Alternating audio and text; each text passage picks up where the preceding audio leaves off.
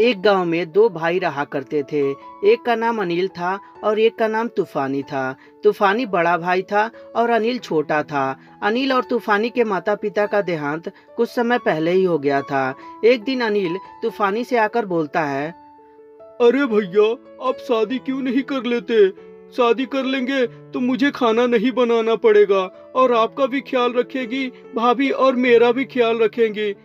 बात तो तू ठीक कह रहा है मेरे भाई, लेकिन यार तुझे तो पता ही है कि अभी मैं तेरा ख्याल रखते रखते परेशान हूँ। तेरे खर्चे उठा उठा के, तो उसमें मैं वाइफ की खर्चे कैसे उठाऊंगा यार?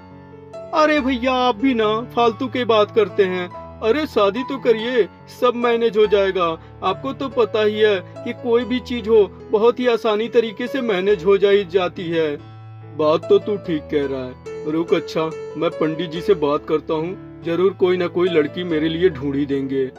धीरे धीरे समय गुजरता जाता है। एक दिन तूफानी अपने घर आता है। अनिल देखकर हक्का बक्का हो जाता है, क्योंकि तूफानी अकेला नहीं बल्कि साथ ही साथ अपनी वाइफ को भी लेके आया था, जो अभी फिलहाल में ही कोर्ट मैरिज किया था। अनिल देखकर बहुत ज्यादा खुश हो जाता है और बोलता है, क्या भैया, आपने शादी भी कर लिया और मुझे बुलाए भी नहीं? अरे कम से कम मुझे भी तो बुला लिया होता। अरे पगला, सब कुछ इतना जल्दी हुआ कि मैं तुझे बुला ही नहीं पाया।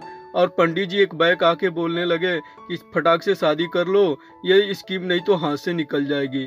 इसीलिए मैं शादी फटाक से कर लिया। अरे मैं भी कितना बुद्धू हूँ भैया। भाभी आज पहली बार हम लोग के घर पे आई हैं और मैं फालतू फालतू बातें किए जा रहा हूँ। और इस तरह अनिल आज बहुत ज्यादा खुश था कि अब उसे खाना नहीं बनाना पड़ेगा।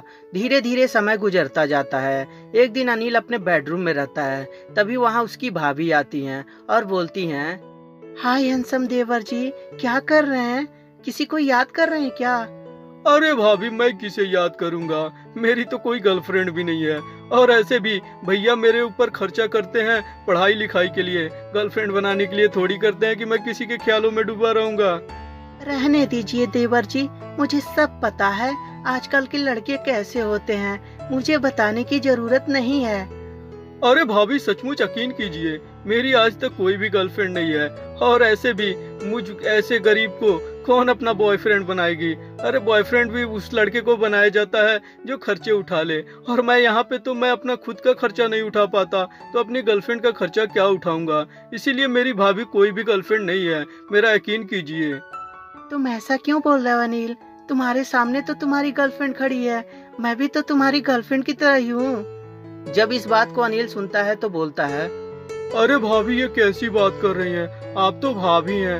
आप बड़ी भाभी माँ के समान होती हैं। मैं तो अपनी माँ की नजर से आपको देखता हूँ। चलो कम से कम मुझे यकीन तो आ गया कि कैसे तुम्हारी गर्लफ्रेंड नहीं बनी है। अरे बुद्धू, मैं तुम्हारी गर्लफ्रेंड बनने के लिए तैयार हूँ और तुम हो जो मुझे माँ बनाने के लिए तैयार हो। अच्छा चलो माँ भी बना लो, लेकिन माँ उस दूसरे टाइप का बना लो अपने बिस्तर पे। इस बात को अनिल सुनते ही उसके पैरों तले जमीन खिसक जाती है कि भाभी आज कोई नशे वसे तो नहीं कर लिए हैं, ये कैसी बात कर रही हैं। और तभी, अब क्या सोच रहे हैं देवर जी, आइए ना मेरे बाहों में, प्लीज आ जाइए ना।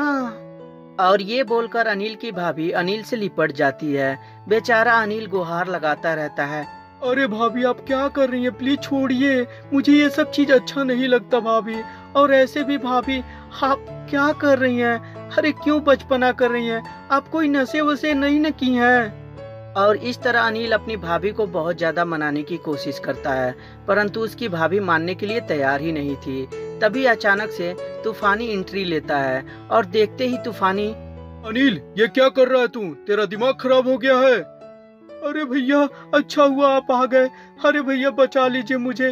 भाभी जो है पता नहीं आज कोई नशे वसे की है, क्या की है, समझ में नहीं आ रहा है। मेरी इज्जत पे ही डाका डाल रही है। प्लीज भैया, मुझे बचा लीजिए। नहीं जी, ये झूठ बोल रहा है, मेरे इज्जत पे ये हाथ डाल रहा था। मैं सही बता रही हूँ, मुझे पकड़ के कमरे में खींच के मेरे साथ पता नहीं क्या क्या करना चाहता था। अच्छा हुआ आप आ गए।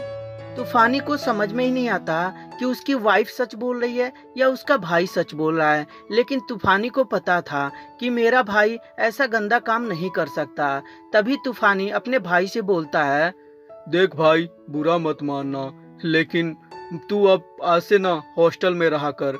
क्योंकि मुझे लगता है कि तेरे ऊपर शायद कोई ना कोई ग्रह नक्षत्र तेरे ऊपर प्रवेश कर दिया है। तो इसीलिए आज के बाद मेरे भाई बुरा मत मानना, लेकिन आज के बाद तू हॉस्टल में ही रहा कर। और इस तरह तूफानी सही फैसला लेते हुए अपने भाई को हॉस्टल के लिए मना लेता है। तो दोस्तों, कैसी लगी ये स्टोरी हमें कमेंट करके जरूर बताएं। अगर जो स्टोरी अच्छी लगी हो तो कृपया लाइक कर दें और हमारे चैनल को सब्सक्राइब करते समय घंटी भी जरूर दबा दें। और हाँ दोस्तों, अपने दोस्तों के साथ शेयर भी जरूर कर दें। धन्यवाद दोस्तों।